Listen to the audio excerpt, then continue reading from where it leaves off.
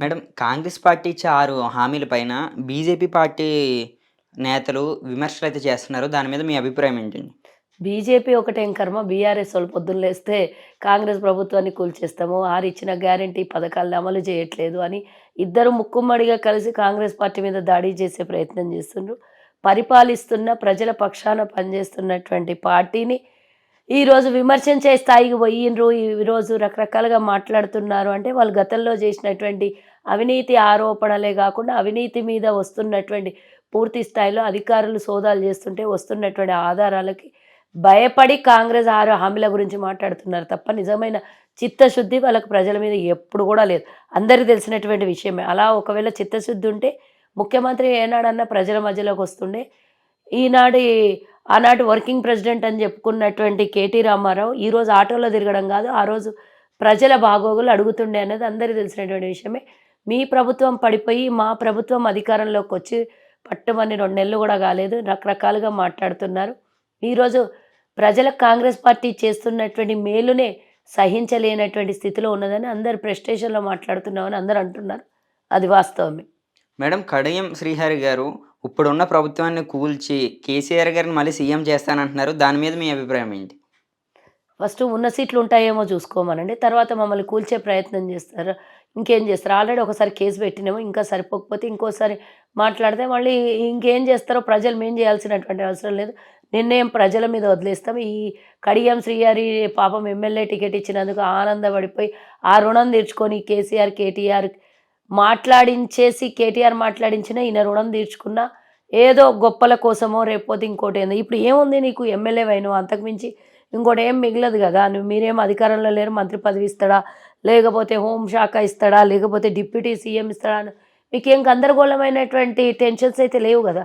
కేవలం అలా మెప్పు పొందడం తప్పించి మీరు చేయాల్సినటువంటి పని ఏం లేదు. కడియం శ్రీహరి కానివ్వండి, అటు బీజేపీ నాయకుడైనటువంటి రాజా సింగ్ అని వీళ్ళందరి మీద మేము ఆల్రెడీ కంప్లైంట్లు ఇవ్వడం జరిగింది. ఇంకా ఎక్కువ మాట్లాడితే దాని మీద సీరియస్ యాక్షన్ కూడా తీసుకుంటాం. ప్రభుత్వాన్ని కూల్చేసుడు కాదు, ఆనాడు మీరు కూల్చేసే పనులు చేసి తెలంగాణని మొత్తం కుక్కలు చింపిన ఇస్తరాకు చేసారు. మేము దాన్ని ఒక్కొక్క ఆకుని తీసుకొని వచ్చి మళ్ళీ కొడుతున్నాం తెలంగాణలో. మీరు ఎన్ని మాట్లాడినా తెలంగాణ ప్రజలు మిమ్మల్ని నమ్మే స్థితిలో లేరు. మేడం ఇప్పుడు చూసుకుంటే ఫ్రీ బస్సును కూడా రద్దు చేయాలని బీఆర్ఎస్ పార్టీ వాళ్ళు కోర్టులో కేసు వేయడం అయితే జరుగుతుంది.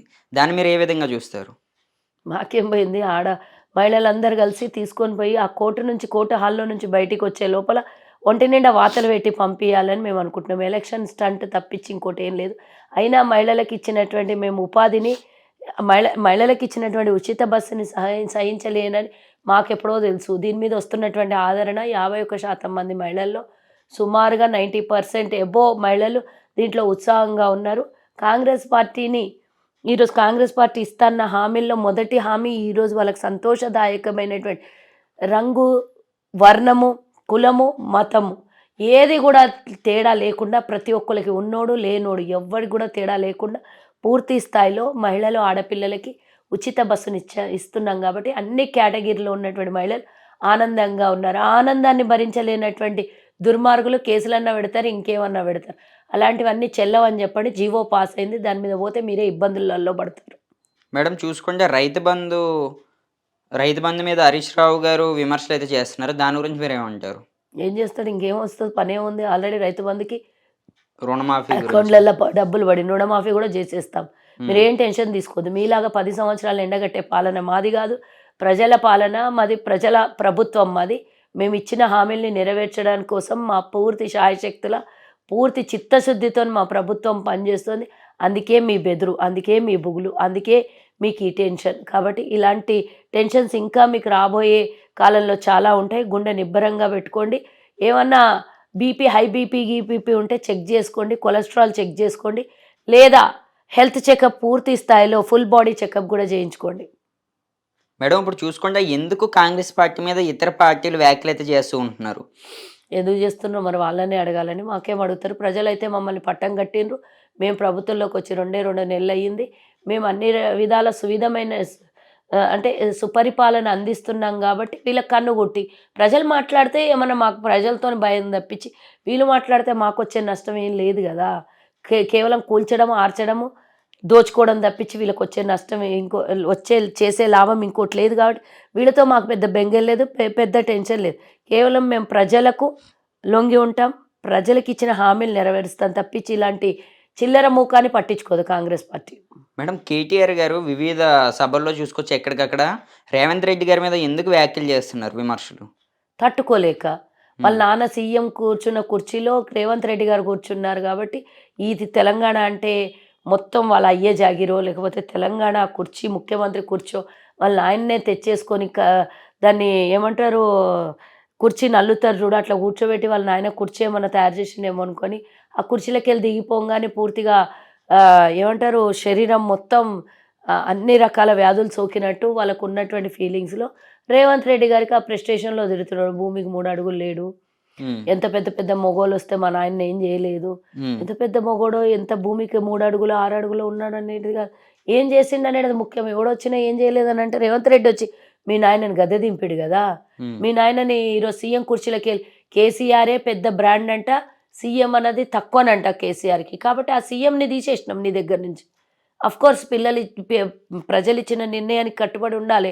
మీరు ప్రతిపక్షంలో ఉన్నారు, కనీసం ప్రజలు ఎన్నుకోబడిన దానికి మీరు ప్రజలు ఇచ్చిన మ్యాండేట్ని కనీసం దాన్ని కూడా గుర్తించలేకపోతున్నారు, ప్రజల్ని అవమానపరుస్తున్నారు. కాబట్టి ఇలాంటి దిక్కుమాలిన ఆలోచనలు మీకు ఉన్నాయి కాబట్టి రేవంత్ రెడ్డి గారిని తిడతారు, మా నాయకులందరినీ తిడతారు, మా మంత్రులందరినీ కూడా తిడతారు, ఎవరిని కూడా వదలరు. కేటీఆర్ హరీష్ రావు చేస్తున్నదల్లా ఈరోజు పొద్దున్న నుంచి రాత్రి వరకు ఇదే పని.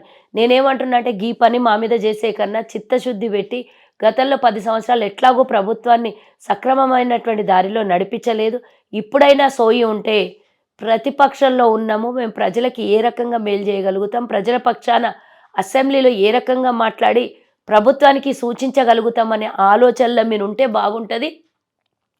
కాకపోతే మీ మీద అంటే మీరు చేసినటువంటి అవినీతి మీద అధికారులు ఎప్పటికప్పుడు అంటే రివ్యూస్ తీసుకొని దాన్ని అమలు పరచడంలో చాలా స్పీడ్గా ఉన్నారు. చూసినాం కదా, నిన్న 68 మంది పోలీసు వాళ్ళని పంజాగుట్ట పిఎస్లో నుంచి పూర్తి స్థాయి ప్రక్షాళన చేసి కొత్త వాళ్ళని మార్చడం జరిగింది. అక్కడ ఉన్నటువంటి సిబ్బంది అంతా ప్రగతి భవన్లో అంటే ఈరోజు ప్రజాభవన్ ఇన్ఫర్మేషన్ అంతా కేసీఆర్ క్లిక్ చేస్తున్నాడు. ఇట్లా నీ దగ్గర నువ్వు చేసినటువంటి అంటే నీ గడిలల్లో ఎవరెవరిని బందీఖానాలు చేసినో, నీ ఎవరెవరి ఇన్ఫర్మర్స్ అని తెచ్చిపెట్టుకున్నో కాంగ్రెస్ పార్టీ, మా నాయకుడు, మా ముఖ్యమంత్రి అందరూ గమనిస్తున్నారు. దానికి ఏం చేయాలో అది చర్యలు తీసుకుంటున్నారు కదా. 68 మందిని ఏకధాటిగా ఖాళీ చేయించడం, అక్కడి నుంచి కొత్త వాళ్ళని నియమించడం అంటే నువ్వు ఏ రకంగా ఇంకా మారలేవు, ఇంకా వక్రబుద్ధిని మార్చుకోలేవు. ఇంకా మీరు ఆనాటి ప్రభుత్వంలో మీరున్నటువంటి ప్రభుత్వంలో మీ మంత్రుల మీద ఎమ్మెల్యేల మీద ఏ విధంగా అయితే నిఘా పెడుతుంటారో అదే విధమైనటువంటి నిఘాని ఈరోజు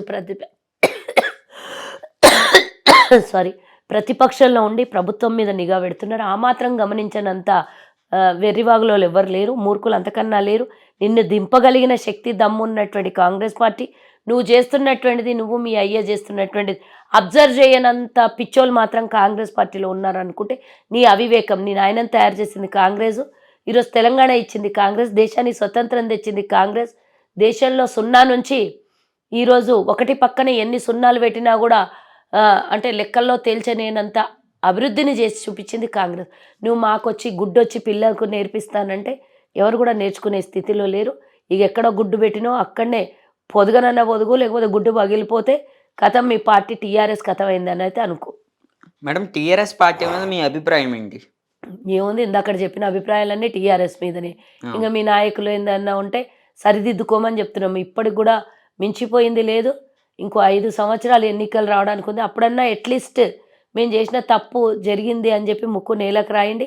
అంతకు మించి ఇంకో 10 ఏళ్ళు మేమే పరిపాలిస్తాం. బీఆర్ఎస్ పార్టీ అనేది ఇంకా గర్భంలో కలిసిపోయింది అనుకోవచ్చు ఒక విధంగా చెప్తే. ఇంకా రాబోయే కాలంలో గతంలో ఎన్నో ప్రాంతీయ పార్టీలు వచ్చినాయి, ఇట్లనే వచ్చినాయి, కంటెస్ట్ చేసినాయి, పోయినాయి. అట్లా నువ్వు కూడా ఒక సముద్రంలో వేవులా అంటాడు. అప్పుడే చెప్పినాం మేము, సముద్రంలో మేము వేవ్ అంటే కాదు అలజడి అన్నారు, కానీ మేము అప్పటికి అదే మాట చెప్తున్నాం, ఇప్పుడు కూడా అదే మాట చెప్తున్నాం. బీఆర్ఎస్ లాంటి వాళ్ళు ఎన్నో మంది వచ్చిపోయినారు. నువ్వు అన్నావు కదా ఎంత పెద్ద పెద్దోళ్ళు మొగోళ్ళు వచ్చిండ్రు కేసీఆర్ని కొట్టడానికి, ఈయన ఒక బచ్చా, ఈయన ఒక అది ఇది రేవంత్ రెడ్డి గారిని అన్నావు కదా. ఆయన ఉన్నది కాంగ్రెస్ పార్టీలో, రేవంత్ రెడ్డి గారు. ఆ పార్టీ అన్నీ చూసింది. ఆ పార్టీ సముద్రం. అలలు ఇలా వస్తుంటాయి, ఇలా సముద్ర గర్భంలో కలిసిపోతుంటాయి. అలల్లాంటి నీళ్ళు సముద్ర గర్భంలో కలవాల్సిందే తప్పించి, సముద్రం ఎప్పుడు కూడా ఎండిపోదు. సముద్రం ఎప్పుడు కూడా అంటే ఏమంటారు అది, సముద్రానికి ఎప్పుడు కూడా నీళ్ళు అనేది కొరత ఉండదు. కాంగ్రెస్ పార్టీ అంటే అలాంటిది. దీన్ని నువ్వు చాలా తక్కువ అంచనా వేసినావు కేటీఆర్, కేసీఆర్. అవసరం వచ్చినప్పుడల్లా ఒక్కొక్కసారికి ఒక్కొక్క లీడర్ని పుట్టుకొని వస్తారు. అదే కాంగ్రెస్కు ఉన్నటువంటి గొప్పతనం. ఆనాడు రాజశేఖర్ రెడ్డి అయినా సరే, ఈనాడు రేవంత్ రెడ్డి అయినా సరే, అవసరం ఉన్నప్పుడల్లా తెలంగాణ ప్రజలకు, భారతదేశం ప్రజలకు, కాంగ్రెస్ పార్టీకి అవసరం కాదు, ప్రజలకు అవసరం ఉన్నప్పుడల్లా నాయకులు పుట్టుకొస్తుంటారు. దాంట్లో మాత్రం ఎలాంటి డౌట్ లేదు. ఇప్పుడు రేవంత్ రెడ్డి గారే మార్కు చూపిస్తున్నారు.